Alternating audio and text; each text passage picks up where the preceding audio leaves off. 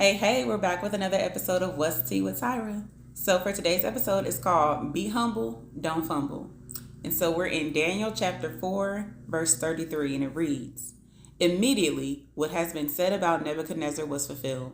He was driven away from people and ate grass like the ox. His body was drenched with the dew of heaven until his hair grew like the feathers of an eagle and his nails like the claws of a bird. All right, so what's tea?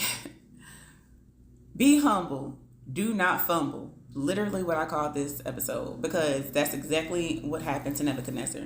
So for background information, he had a dream. He, being Nebuchadnezzar, had a dream, and Daniel was able to interpret dreams. So Daniel interpreted the dream and let him know, if you continue in your pride and your arrogance, you're going to be like a wild animal roaming the grass. Nebuchadnezzar didn't yield to it. He's still waking up. Look at what I've done. Look at all of my army and my kingdom and everything that I put together. I.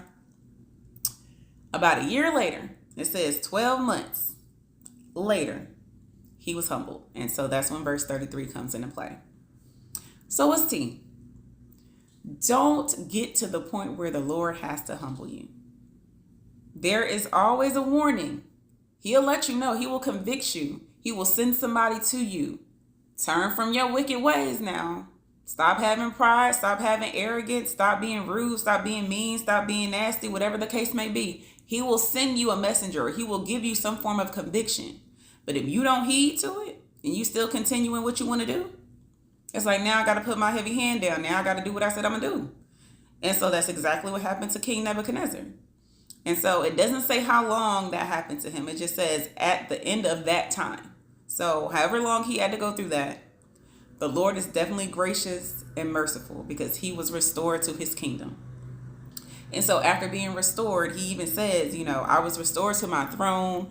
I became even greater than before. Now I, Nebuchadnezzar, praise and exalt and glorify the King of heaven because everything he does is right and all his ways are just. Now he know without a shadow of a doubt, this is all the Lord is doing. This is not me. I am just a servant. I'm just being used. I am a willing vessel. And that is the posture that we need to have. When the Lord blesses you, don't mess around and get prideful and arrogant and think that you put it all together. Because he will humble you real quick. And some people don't get the mercy that Nebuchadnezzar got and that he was restored. Depending on situations, because I've read certain situations in the Bible where they were never restored. And it just passed on to their sons. So don't fall into this situation. And so that's what's tea for today. So in essence, don't find yourself in a situation where the Lord has to humble you. Heed to his convictions. Heed to his warnings. And turn from your ways that are not of the Lord. So he ain't got to put his heavy hand down. And so as always, be grateful, thankful, humble, and blessed. And I will see y'all next time.